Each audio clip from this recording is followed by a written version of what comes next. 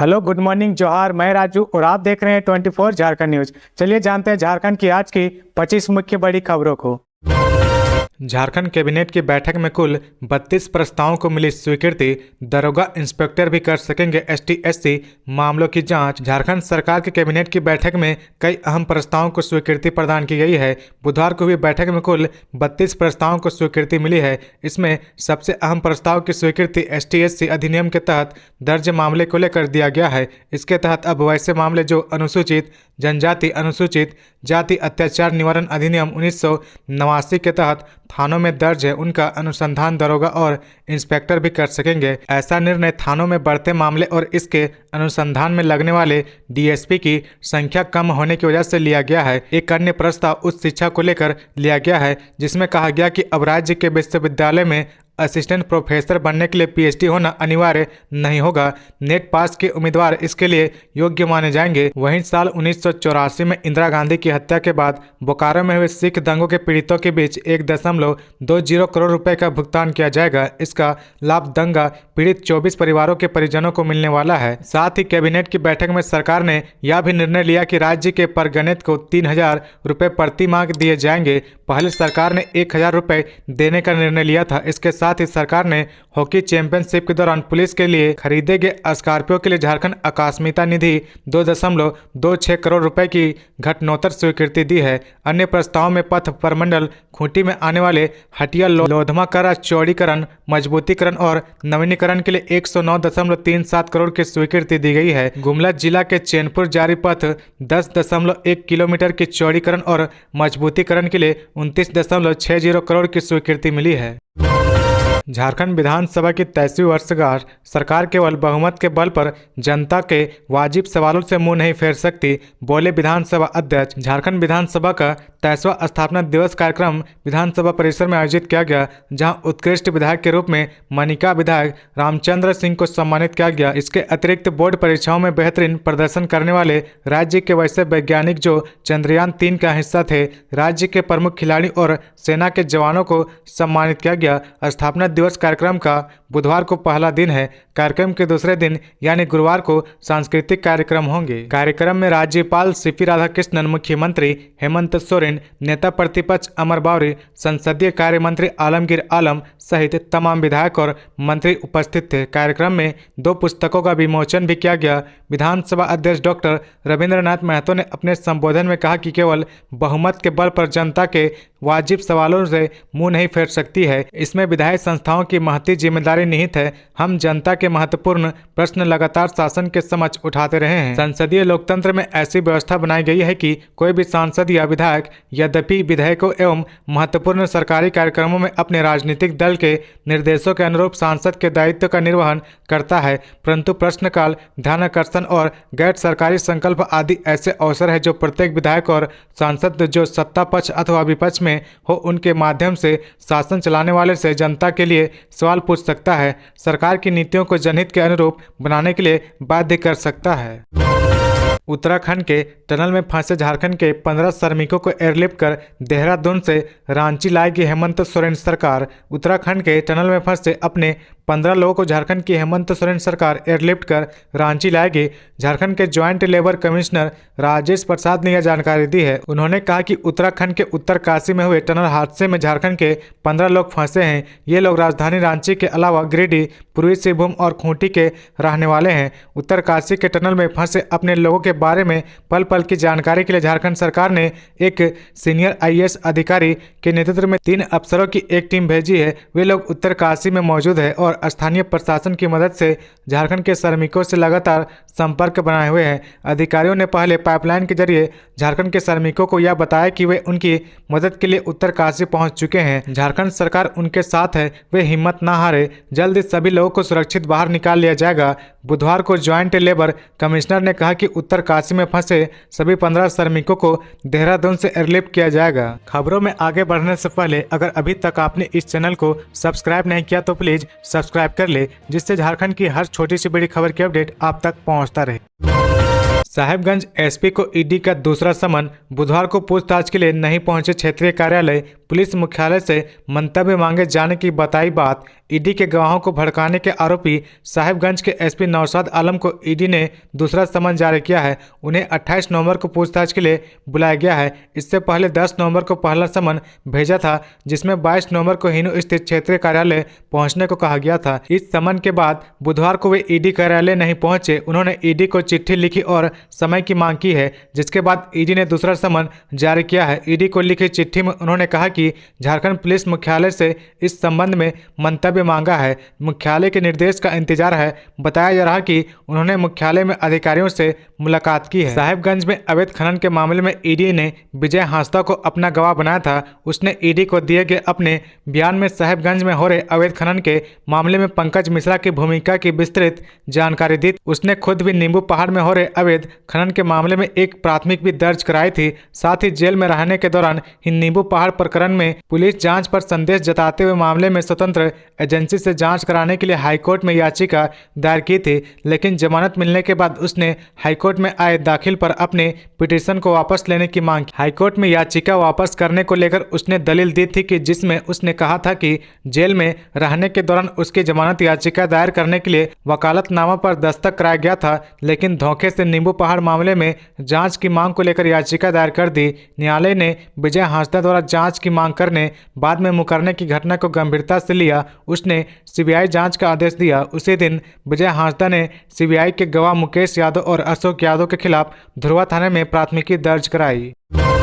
सरकार के विरुद्ध आंगनबाड़ी कर्मचारी संघ का दिल्ली में 11 दिसंबर को प्रदर्शन। आंगनबाड़ी कर्मचारी संघ जिला गुमला कार्य समिति की बैठक घाघरा आंगनबाड़ी केंद्र परिसर में जिला अध्यक्ष ममता देवी की अध्यक्षता में हुई। प्रदेश अध्यक्ष रीमा देवी ने कहा कि अखिल भारतीय आंगनबाड़ी कर्मचारी महासंघ के आह्वान पर केंद्र सरकार के विरुद्ध 11 दिसंबर को विशाल प्रदर्शन दिल्ली में किया जाएगा। इसमें देश के 24 प्रदेश की आंगनबाड़ी बहनें भाग लेंगी।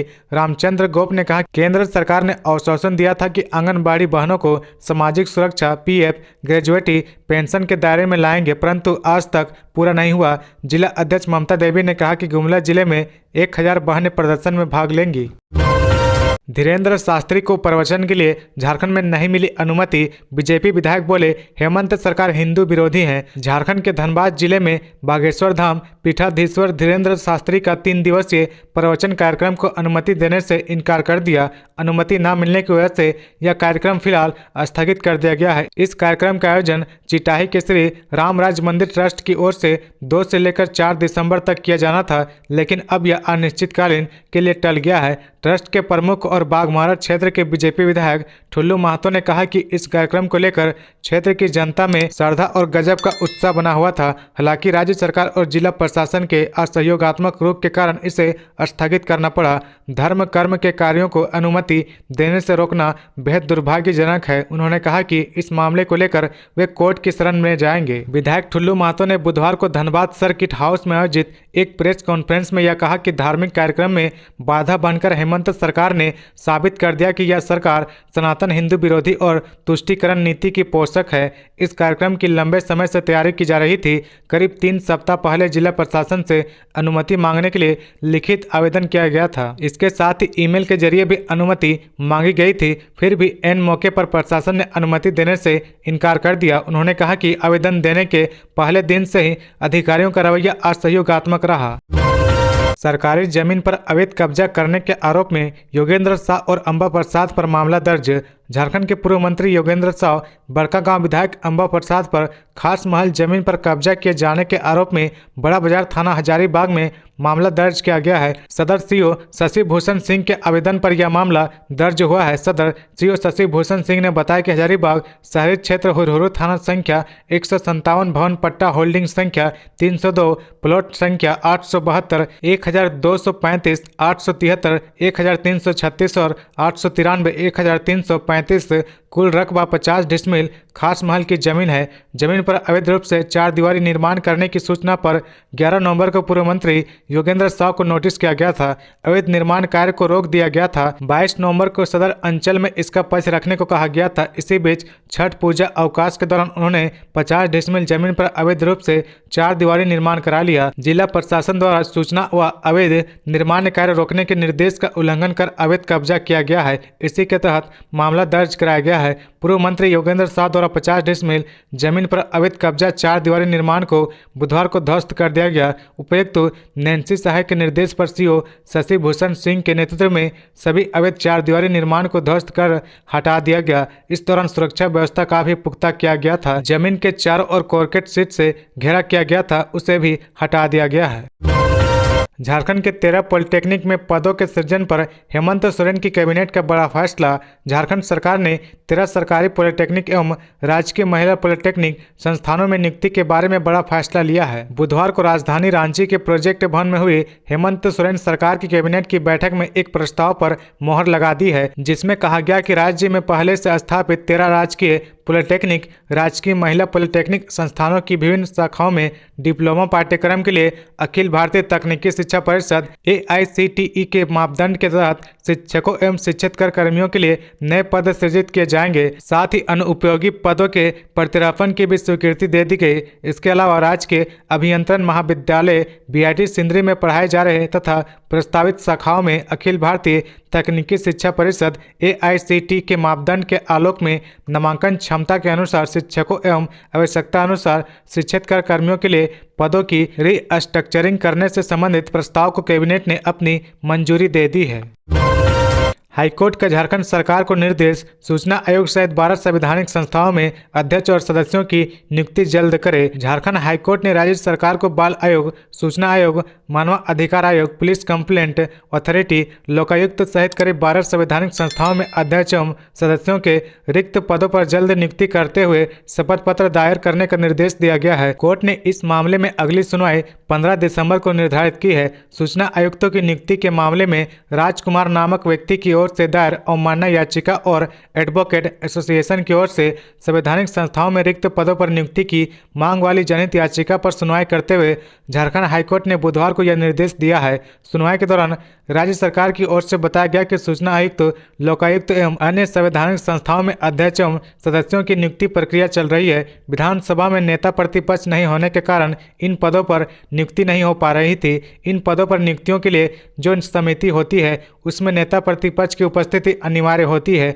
अब विधानसभा अध्यक्ष ने नेता प्रतिपक्ष की घोषणा कर दी है। हाईकोर्ट के चीफ जस्टिस संजय कुमार मिश्रा की अध्यक्षता वाली खंडपीठ में हुई सुनवाई के दौरान प्रार्थी की ओर से अधिवक्ता अभय मिश्रा ने कोर्ट को बताया था कि राज्य सूचना आयोग में रिक्त पदों को भरने के लिए नेता प्रतिपक्ष पद के रिक्त रहने से कोई अड़चन नहीं है। कानून में ऐसा प्रावधान है कि अगर विपक्ष के नेता नहीं हो तो विपक्ष में सबसे बड़े पार्टी के नेता को कमेटी में रखकर राज्य सूचना आयोग में सूचना आयुक्त एवं अन्य पदों पर नियुक्ति प्रक्रिया पूरी की जा सकती है। असंगठित मजदूरों पर हेमंत सरकार मेहरबान, मिलेंगे 30,000 रुपए। राज्य की हेमंत सोरेन सरकार ने राज्य के असंगठित क्षेत्रों के मजदूरों पर अपनी मेहरबानी की है। बुधवार को कैबिनेट की बैठक में पहले चल रही योजनाओं और सुविधाओं के अतिरिक्त अन्य नए सुविधाएं देने का निर्णय लिया है। सरकार ने निर्णय लिया है कि ऐसे मजदूरों को अब सरकार उपचार आजीविका सहायता योजना से जोड़ेगी। इसके तत्पूर्व में चल रही चिकित्सक सहायता योजना के स्थान पर उपचार आजीविका सहायता योजना चलाएगी, जिसमें 5 या उससे अधिक कार्य दिवसों तक अस्पताल में भर्ती रहने पर इस योजना का लाभ मिलेगा। अकुशल श्रेणी के श्रमिकों के लिए झारखंड सरकार द्वारा निर्धारित न्यूनतम मजदूरी का भुगतान किया जाएगा और अधिकतम 40 कार्य दिवसों को बराबर राशि का भुगतान DBT के माध्यम से किया जाएगा। श्रमिकों के लिए सरकार ने निर्णय लिया है कि अब श्रमिकों को मुख्यमंत्री असंगठित श्रमिक औजार सहायता योजना के तहत सेफ्टी किट, टूल किट खरीदने के लिए एक मुश्त प्रति लाभुकों को 5,000 रुपये का आर्थिक सहायता प्रदान की जाएगी। यह राशि DBT के माध्यम से प्रत्येक 3 साल के अंतराल पर दिया जाएगा। श्रमिकों को साइकिल सहायता योजना के तहत सभी निबंधित महिला लाभुक जिनकी उम्र 18 से 45 वर्ष और जिन्होंने सिलाई मशीन सहायता योजना के तहत लाभ नहीं लिया है या फिर अन्य किसी योजना से साइकिल नहीं ली है, उन्हें सरकार साइकिल खरीदने के लिए 7,000 रुपये DBT के माध्यम से देगी। सरकार सिलाई मशीन सहायता योजना के तहत श्रमिकों को जिनकी उम्र 35 से 60 वर्ष है उन्हें ब्रांडेड कंपनियों की सिलाई मशीन खरीदने के लिए 6,000 रुपये देगी। इसके अतिरिक्त सरकार श्रमिकों को विवाह सहायता योजना के तहत निबंधित लाभुक को 2 संतान की शादी के लिए तथा महिला सदस्य की अपनी विवाह के लिए 30,000 रुपये का आर्थिक सहायता DBT के माध्यम से किया जाएगा। झारखंड में जेल प्रशासन कैदी गठजोड़ तोड़ने की कवायद शुरू। होटवार के जेलर नसीम खान को भेजा गया पलामू। निचले स्तर पर भी बदलाव की तैयारी। झारखंड में कैदी व जेल प्रशासन के गठजोड़ को तोड़ने की कवायद शुरू हो चुकी है। लगातार मिल रहे जेलों में अवैध गतिविधियों की सूचनाओं के बाद राज्य सरकार के निर्देशों पर 16 जेल अधीक्षकों व 6 जेलरों का तबादला किया गया है। इससे संबंधित अधिसूचना बुधवार को जारी कर दी गई है। सूचना है कि बहुत जल्द जेलों में निचले स्तर पर भी तब्दीली होंगे, इसकी तैयारी चल रही है। इसके साथ ही सभी जिलों के उपायुक्तों को भी यह निर्देश दिया गया है कि वे बीच बीच में जेलों में औचक छापेमारी करें ताकि जेल प्रशासन व कैदी के बीच बने हुए गठजोड़ को तोड़ा जा सके। पिछले दिनों रांची के होटवार स्थित बिरसा मुंडा केंद्रीय कारा में ईडी की छापेमारी में जेल प्रशासन व कैदियों के गठजोड़ का खुलासा हुआ था। ईडी ने छानबीन में पाया था कि कैदियों को मदद पहुंचाने के एवज में जेल अधीक्षक व जेलर ने अवैध कमाई की है। बहुत जल्द ईडी उन पर भी चार्जशीट दाखिल करेगी। इसके बाद से ही दोनों अधिकारियों पर गाज गिरने की आशंका जताई जा रही थी। एक दिन पूर्व उपायुक्त रांची ने एडीएम लॉ एंड ऑर्डर के नेतृत्व में एक टीम बनाकर जेल का निरीक्षण भी करवाया था। हालांकि तब कोई आपत्तिजनक वस्तुएं नहीं मिली है। जिनका तबादला हुआ उसमें रांची स्थित बिरसा मुंडा केंद्रीय कारा के जेल अधीक्षक हामिद अख्तर व जेलर नसीम खान भी है। हामिद अख्तर को कारा निरीक्षालय में सहायक कारा महानिरीक्षक 2 व जेलर नसीम खान को केंद्रीय कारा मेदिनीनगर पलामू भेजा गया है। इनके स्थान पर उप कारा खूंटी के कारा अधीक्षक बेसरा निशांत रॉबर्ट को होटवार जेल का कारा अधीक्षक व केंद्रीय कारा गिरिडीह के जेलर प्रमोद कुमार को होटवार जेल का जेलर बनाया गया है। तो ये थी आज की झारखंड की टॉप बड़ी खबरें। इसी तरह झारखंड की